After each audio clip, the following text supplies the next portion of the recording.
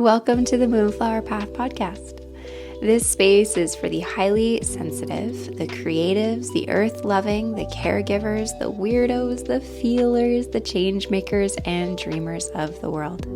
Here, we are all about guiding you to trust your body intuition so you can find home and shift culture. Through the exploration of somatic practice, self-care, and seasonal ritual, my hope is that you will be inspired to be in harmony with yourself and in a dance with the earth. I'm your host, Carolyn, and I'm so honored and grateful to be here with you today.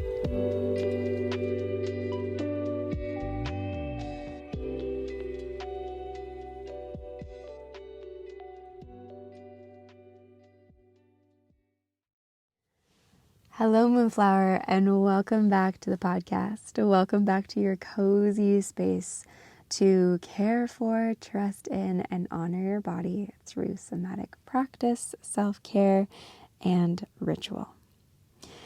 So before we get into today's episode, I would like to mention that given this episode is to help you celebrate the upcoming spring equinox, I am using the fertile rebirth doing energy of spring to make an announcement. Next week will usher in the official transformation from Yoga with Carolyn to the Moonflower Path. I'll talk much more about it in next week's episode. It's kind of going to be like the focus for next week's episode. But I wanted to say stay tuned for that announcement. Stay tuned for that shift, that transformation. The Moonflower Path website is going to be available, so you'll be able to explore the new community space before it opens at the, not at the end of April, kind of like mid-April. You'll be able to put your name on the wait list so that you can gain access to some exclusive founding member bonuses. So all of that is going to be happening next week. I'm really excited. I'm also slightly terrified because change is scary. It doesn't always have to be scary. It can be scary and exciting at the same time. But this is really big for me. And if you are just tuning in and you haven't been part of the Yoga with Carolyn community before, and you're like, this doesn't really mean a whole lot to me, that's okay. Amazing. It's kind of fun that you're going to be getting a fresh look on this community, on my work, on these teachings. But if you've been around since the beginning of Yoga with Carolyn, thank you so much for being with me along this transformation. I am incredibly proud of where we're headed and the new chapter that we're going to embark on. And the Moonflower Path is really, really a beautiful embodiment of the values that this business upholds of care, of honesty, of accessibility in all respects. So I'm really excited for all of that to unfold next week. And we'll talk more about that next week. But I just wanted to mention that before we jump into today's episode, that next week is a big week, so tune in. But this week, we have a cozy episode. This is the first edition of the Seasonal Rituals series, I guess. This is going to be a regular occurrence. So every time around the time where the seasons will change, and an upcoming Wheel of the Year celebration is to be explored, you can expect a Seasonal Rituals podcast episode to come out.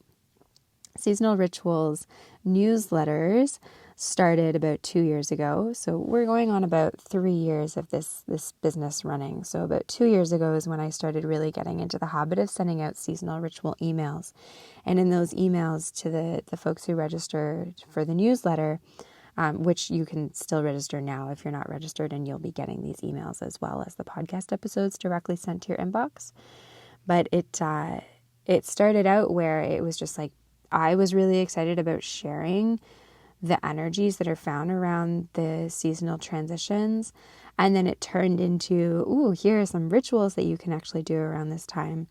And it's now become a ritual in and of itself. It is the most engaged with newsletter, I always get a lot of really positive responses. It's the newsletters that get the most engagement, to use that word. And I just know that it really supports folks, because if you are somebody who's highly sensitive, if you are somebody who's creative, if you are somebody who is earth loving, and you most likely are if you're listening to this podcast, you are most likely really in tune with the energies that are found around you, right? You can sense the shifts that happen in the seasonal transitions from winter to spring or spring to summer or whatever. And so instead of just like putting our blinders on and ignoring those shifts, those changes, instead, let's get into flow and embrace them and turn to the earth, because she is wise and she has so much to teach us, and actually learn, okay, well, what are things that I'm being invited to learn? Where am I being invited to grow? Where am I being invited to forgive, to practice more compassion, to rest when I need to create when I need to? And seasonal living is a really beautiful way to do that. If you haven't listened to the seasonal living podcast episode yet, that came out a couple of weeks ago. I think it's podcast episode number 5. So I guess that's just 2 episodes ago. That gives you a really nice overview of how seasonal living might be able to support you. And so consider this episode kind of the first taste of let's expand upon one of those Wheel of the Year celebrations, and see how you might find some self-care connection, some self-care support in creating your own seasonal rituals. So let's get into today's seasonal rituals for celebrating the spring equinox.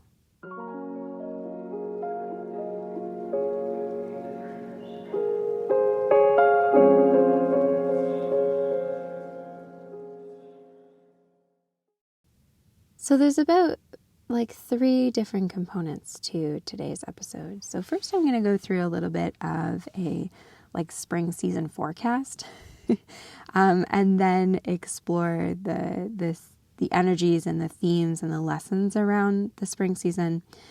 And then I'd like to talk about the ways in which you can create your own relationship with rituals and shed the shoulds around earth-based and seasonal rituals. And then at the end, I'm going to send you off with a few suggestions to help maybe jog your memory in terms of how you might want to celebrate this time. Or maybe you actually find something or hear about a seasonal ritual that really lights you up and just go with it. So I'm going to leave quite a few links in the show notes so you can explore all of the seasonal rituals that I mentioned at the very end of the episode. So to start off, this is more of a what is to expect for the upcoming season. So this podcast is called the Moonflower Path. And that is because the moon is a really beautiful symbol of a balancing cycle of all the different components that are found within a cycle. And seasons are cyclical. So I will often come back to the moon to help illustrate the energies that can be found around these different seasonal transitions. So, of course, I want to give you a little bit of a forecast of what the moon is going to be doing this spring season.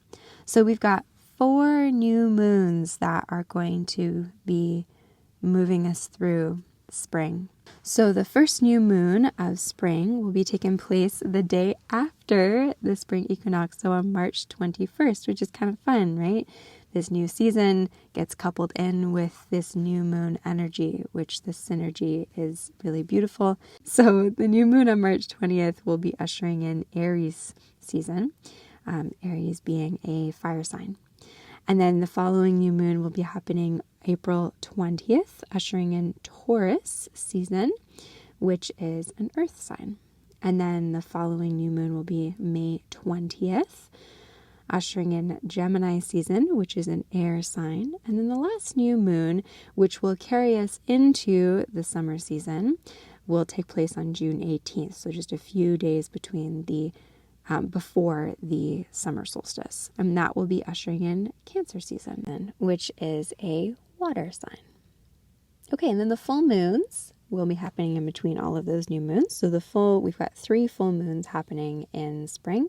So April 6th, May 5th, and June 3rd. So all the beginning of the 3 months of spring will be ushering in a full moon. So those are all, I like to kind of give that overview, and you might even want to write them down, because I love to write them down on my calendar and then see okay, these are the different opportunities that I'll have to find focus, to create some lunar intentions. These are the different times that I might want to find some time to pause, to cultivate gratitude, to celebrate right around those full moons. So this is your invitation to call in the energies of the moon, and how might you actually play with her to support yourself this upcoming spring season. Okay, so spring equinox, Ostara. So spring equinox happens on March 20th. And in its most simple kind of, not definition, but what we might be celebrating is the equal day and night. So on Ostara, the day and the night will be of equal length. So the symbolism in that is really beautiful, right? How might you use the spring equinox to recultivate or cultivate balance? Balance is a tricky word though, right? And this is something that I've talked about a little bit if you've been part of this community for a little while, is that balance can invite in this sense of, oh, I need to feel balanced. But that might not always be super attainable, right? I know for myself, I very, very, very rarely feel incredibly balanced. But I love using the act of balancing to help explore how I might support myself. So there's a class that I teach in this community, and it's called the balance class. And this practice is we use the element of water to help find a little bit more flow in life and in your self-care. And the idea is, if you're feeling something in great excess, then what might you use to help balance out that energy? So that might be a way that you could explore cultivating balance in your life, and exploring, I've been feeling a lot of this, or I've been noticing this specific thought, this specific doubt, this specific anxious thought loop in my mind in excess a lot. Well, what might I be able to do in my self-care to be able to balance out that excessive looping, that excessive unsupportive sensation or emotion? So if I've been feeling really buzzy, really high energy, to the point that feels unproductive, unsupportive, then maybe this is a time for me to balance out that buzziness with some calm, with some rest, with some slowing down. Or vice versa. Maybe you're coming to the end of winter and entering into spring, still feeling the heaviness that can come with winter, the sluggishness, and a balancing act in terms of implementing into your self-care routine or your self-care journey or your path would be, okay, let's bring in some more movement into the way in which you care for yourself. So balance, that is most definitely a theme or an exploration or an energy or a lesson that you might want to explore in celebrating the spring equinox. Another big theme of the spring equinox, of the ushering in of spring, is this fertile energy, right? So if we think about I mean, it's spring, right? It just takes a few walks outside once the snow eventually melts, right? Depending on where you're located, to notice that it's mating season is coming up, right? So the birds will begin to become a lot more chatty. The frogs will begin to become a lot more loud. And it's mating season. Like, we think about bunnies. We think about like little chicks that are hatching, right? Like Easter. So what can we pull from that? In what ways might you use this symbolic or energetic fertile energy to infuse into your life, into your body, into your creative practices? You might say, okay, like, now is the time that I'd like to really dedicate myself to bringing these creative dreams, these ideas, these desires that I have into the world. If you were to take a look at the wheel of the year and you were to take a look at the cycle of the moon, the spring equinox would be synonymous with the waxing moon, with the first quarter moon, which is kind of the next part of this cycle after the new moon. And the waxing moon is really a time of like doing. And I wanted to share some words with you about this waxing moon energy that I wrote for the folks who participate in the lunar series, the lunar ritual in this community, which again, you'll have access to, and the community space launches in April. And it was around this idea of doing the work. So the waxing moon represents the rising of energy, the commitment and dedication required in following through on a desire, the love required in the process of meeting your procrastination, hesitation, or overwhelm head on, the shift from dreaming to doing, the sharing of ideas, and doing the work. Personally, I have such a hesitant relationship with this part of the lunar cycle.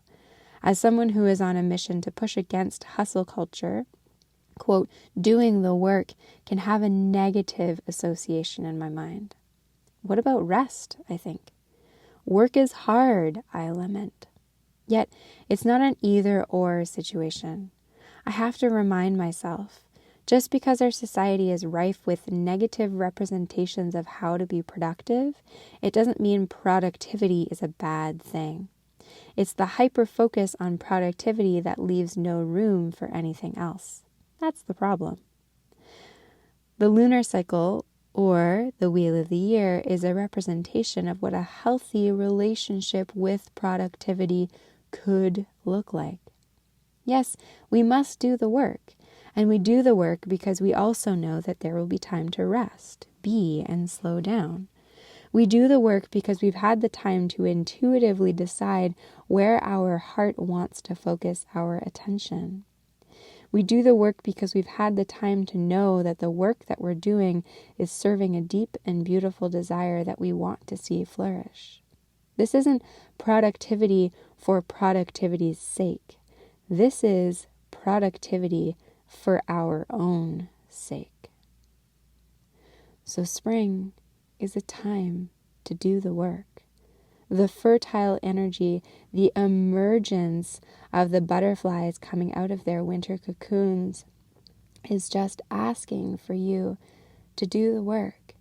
You've had the winter season to dream, to tune in to what you might desire for this year, for your creativity, for your self-care practices, for your life, for your body, for your heart, for your mind. And so now is the time to shift from dreaming to doing. And again, we don't do the work just because we're being told by society that we have to work hard. But this is the season that is going to support you if you are being called to. And I use those words very specifically because you might be entering into a spring season where your winter was super freaking busy and you're like, finally, spring is my time to rest. Great, amazing. Then honor that. But if you are feeling this like itchiness and you had all this time to really think up of what you want for yourself for this year, then the spring is right there to help you out for it. So this brings into play the different types of energies and self-care supports that you might actually use around this time. So one other kind of symbol or energy for spring is flowers, right? Again, this is not me telling you something that you don't know. If you walk outside in the coming weeks, the coming month, I know that I don't usually tend to notice flowers pop up around my house until like well into April. But I know that it's coming. You see like the tiny little buds that start on the ends of the branches of the trees. And you might begin to notice like the smallest little sprouts coming out of the ground. But then eventually they turn into flowers. And so this is a time of, the beginnings of flowers coming up, of colors, of smells, of textures, of just all this like abundance, right? But it's the beginnings of it. And so let's use that beginnings of flowers, of coming into the world, into the natural world, to actually support you this spring. And there's lots of different ways that you can play around with flowers, that you can infuse flowers into your self-care practices. And I'll touch more on that in the third component of this episode, talking about the rituals. But this is just to start talking about that might be a symbol, that might be an energy of blooming, of blooming at your own pace. There's a few mantras that I came across at one point around infusing floral imagery into the mantras that you use, right? I grow more every day. I won't compare my blooms to others. I am vibrant with life. I bloom at my own pace. So that can be your invitation of, okay, I'm going to embody the wildness and the beauty and the growing at my own pace, staying in my own lane of growth that flowers embody so beautifully. And then the last component that I wanted to touch on is this idea of planting seeds, which again you can turn into a ritual, but symbolically, like I talked about, this fertile rebirth, creative energy is one that is found in this idea of planting seeds. And the thing that I love about the imagery of planting seeds is that it has this idea of, yes, doing the work, right? We're doing the things. We are taking aligned action by actually planting the seeds and making these decisions and creating these habits in our lives that can begin to flourish in the coming months and the coming seasons.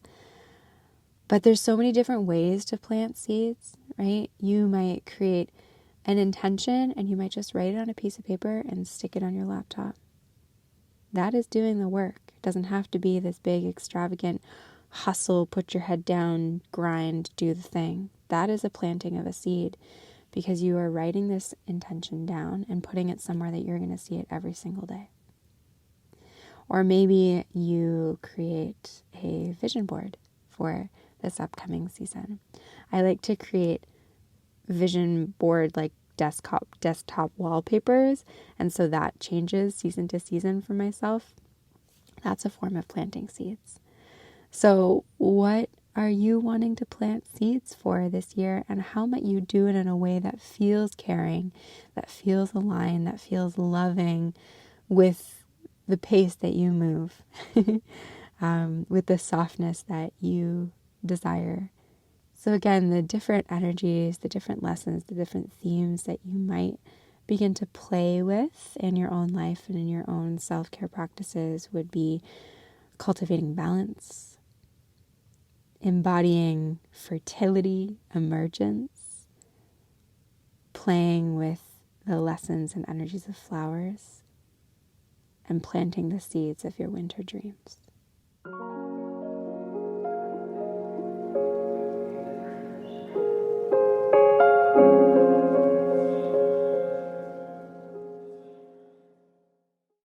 So the second component of this episode that I wanted to explore is really this idea around why practice rituals. So I love me a good ritual. I love a good synergistic blend of finding just the right time to explore a certain theme that falls in line with the cycle of the moon, the season we're in, and the tarot cards I pull, almost to a fault.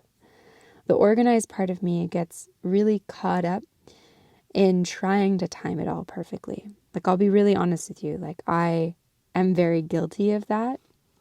But at the same time, I am here to gently remind myself and gently remind you that there's so much more flow and flexibility around these rituals than we might convince ourselves of. So if you're anything like me, then you might listen to this episode and you might listen to the seasonal rituals that I share at the end of the episode and think to yourself that if you're someone who wants to live seasonally and cyclically, that you need to practice your spring equinox rituals on the 20th. And if you don't, then you've missed it and your next cycle or season will be all upside down. Well, the good news, lovely, is that it won't. It won't. What is time, right? Like, you can be celebrating your seasonal rituals whenever you damn well please. And it's not all going to be upside down and screwed up if it doesn't happen right on the 20th. The thing that helps me is to bring it back to the why. Why am I even practicing these rituals, practices, and celebrations? Why do I take the time to celebrate the changing of the seasons? Why do I live in a way that falls in line with the cycles we move through moment after moment? And my answers to those questions are never because I want to add more rigidity to my life, because I want to feel more guilty about the things that I'm not able to fit onto my to-do list. The answers to those questions are usually because I love to feel more connected to the earth, because I appreciate moments and times to find sacredness in the simple moments of life, because I want to feel more spaciousness in my heart and my mind and my body. And one of the ways that I know that I can find that is through celebrating the change of the seasons. And none of that says that I have to do it on the exact day. For me, I value these pockets and moments in time to pause and listen to the energies found within and around me in order to find more ease, presence, calm, connection, and a sense of being. It's also just fun. So if it's not fun, then I'm not going to do it. So what about you? What's your why? So if you stay true to why you're inviting in these rituals, practices, and moments of connection, then please allow yourself so much space around them. There are no shoulds around any of this. Yes, Ostara welcomes in this season that is a time to plant the seeds of your winter dreams, to explore your creative and passionate self, to cultivate balance, and to give yourself permission to emerge out of your cocoon at your own pace. And if those are ideas that light you up inside, then you might find more flow and ease around the practicality of these energies at this time. Yet if you don't resonate, that's okay too. This is the same value we hold here in this community around your yoga practice. There are no shoulds in yoga. There are no optimal postures. There is no right or wrong way to move, breathe, and be on your mat and be in your body. There are no shoulds around what your body is meant to look like. There is no specific time you should practice. There's no specific style of yoga necessary to be optimally zen. There's no specific sequence of poses you need to do in any certain order. This is your practice. This is your self-care journey. All of the rituals and resources I share here are not firm, and they've really just blossomed out of my own practice and my own research and my own journey, and I share them with you in case they're helpful. But there's lots of space for you to pull in your practices as well. There are so many resources here, so you can pick and choose which ones light you up, and if you don't practice a single one on Ostara, that's okay. If all you do to welcome in the spring season is take in a deep breath of fresh air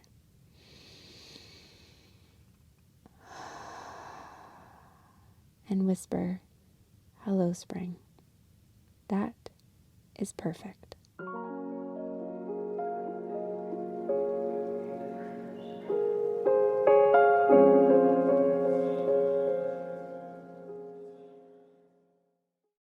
All right, my lovelies. So we end today's episode with a few earth-based rituals that you might want to explore.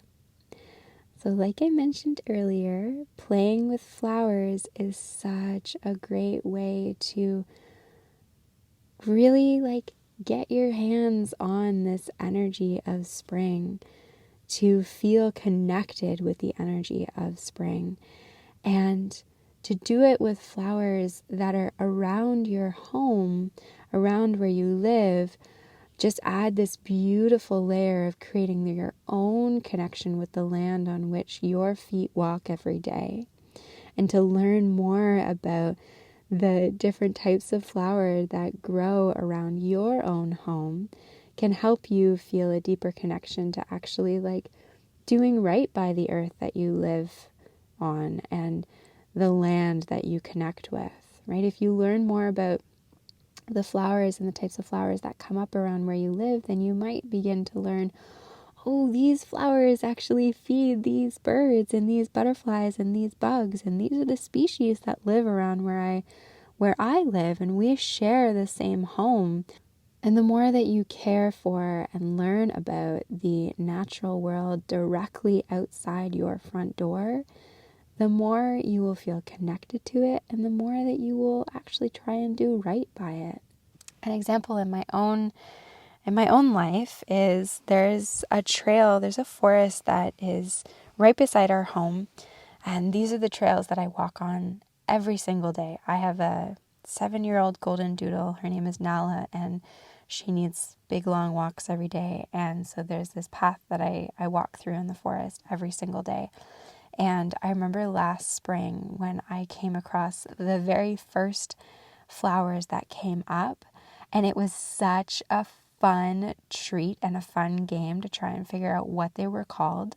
And then once I figured out what they were called, I learned about what butterflies actually benefited from these flowers. And I put up a little sign along the path that said, these are these type of flowers. Please don't pick them because they actually help feed the butterflies around this forest. And then I began to actually notice those butterflies as the weeks went on. And it just created this beautiful connection with this forest that's close to my home. And maybe you don't live close to a forest. Maybe you live in the city, and you might begin to notice some other types of flowers that get planted even, right? Maybe there's just they pull out the sidewalk flower planters, and you're like, oh yeah, okay, what is this flower? Where does this flower come from? So that in and of itself can become a ritual. But here are some resources. Here are some things that you might want to do that are a little bit more ritualistic. So first off, I wanted to mention Lisa Matthews' Highly Sensitive Soul podcast. So the Highly Sensitive Soul podcast is a really great resource. She hasn't come out with some new episodes recently, but there's a really great library there that you can come back to.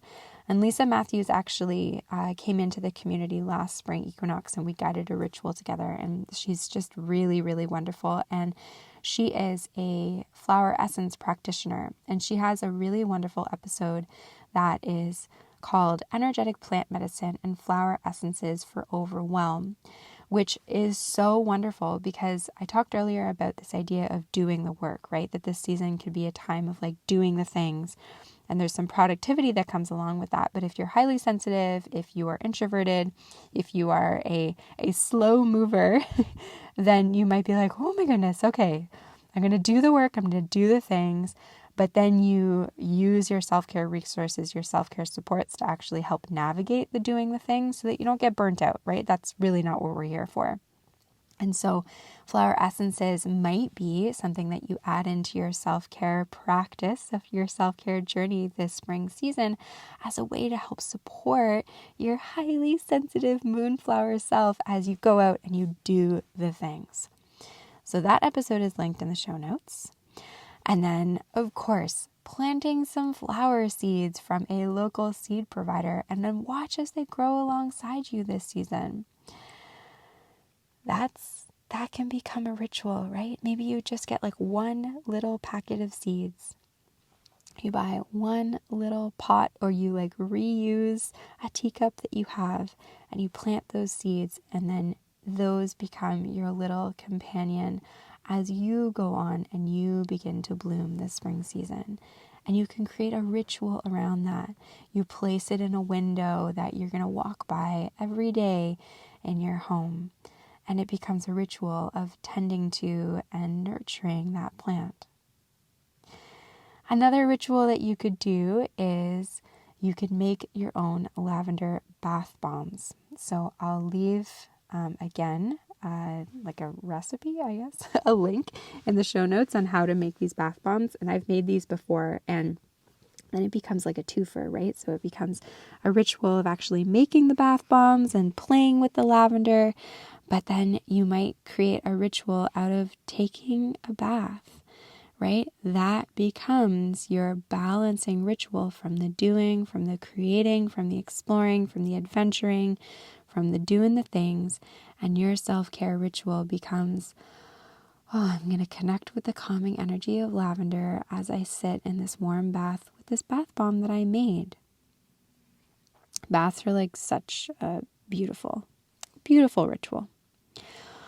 Okay, another thing that you might want to explore is you might want to get into the kitchen. So I'm always going to want to share a recipe here in these seasonal rituals episodes because I absolutely believe that being in the kitchen and baking and cooking is a form of creativity. And if you're a moonflower, you are creative, guaranteed. So in the show notes, you'll find a recipe for eggless egg salad sandwiches. What? That's ridiculous, right? You might be like, that's such a funny thing for you to turn into an earth-based ritual. But like, why not? If fertility and rebirth is a theme and an energy and a lesson of this season, then how about we bring that into the way in which we play in the kitchen? And I am vegan, and so the recipes I share will always be vegan. And this recipe is one that me and my partner make so often. It's so good. And so I just thought that this would be kind of a fun recipe to share. So get in the kitchen and make a ritual out of making these eggless egg salad sandwiches. And then the last ritual that I wanted to bring to you is I have a practice that is going to be coming out around the spring equinox on the Moonflower Path YouTube channel. This is going to be a really gentle, somatic practice that you can come back to as often as you would like or need to this coming spring. And it's going to come out on the spring equinox. So that is going to be, the YouTube channel is going to be linked in the show notes. And then on the spring equinox, you can jump over to the channel and you can practice this cozy spring equinox somatic practice. So this is the longest episode I have ever released. So if you are here all the way to the end, amazing. Thank you so much for being here. I really hope that this episode serves you well. And if it does, then please consider sharing this episode with a friend. Please subscribe to the podcast if you aren't already. And please rate and review. I'm going to say it every single episode. It is the easiest and the best way for you to share the love and show your support. I know that leaving a review might not sound like a big thing, but the more reviews that this podcast has, the more it can get into more folks' ears, and the more that can happen, the more time I could actually dedicate to this podcast and to these resources. So please leave a review if you have not already. The way that you can do that is through Apple Podcasts. If you listen on Spotify, you'll just have to jump over to Apple Podcasts. But wishing you a really wonderful seasonal transition, a beautiful spring equinox. Seasonal transitions can feel a little unnerving. They can feel a little like, whoa, what's going on? Because change is change, right? So please be kind to yourself. Please be gentle to yourself. Anchor where you can. Be compassionate to yourself where you can. And happy spring equinox, lovely. Thank you so much for listening to today's episode of the Moonflower Path podcast. I'm your host, Carolyn, and ways that you can find more support from me and this cozy community are all found in the show notes. Please consider rating, reviewing, and sharing this podcast with a friend. Those are the best ways to show your support for this free and accessible resource. Wishing you a gentle rest of your day, and I look forward to connecting again with you very soon.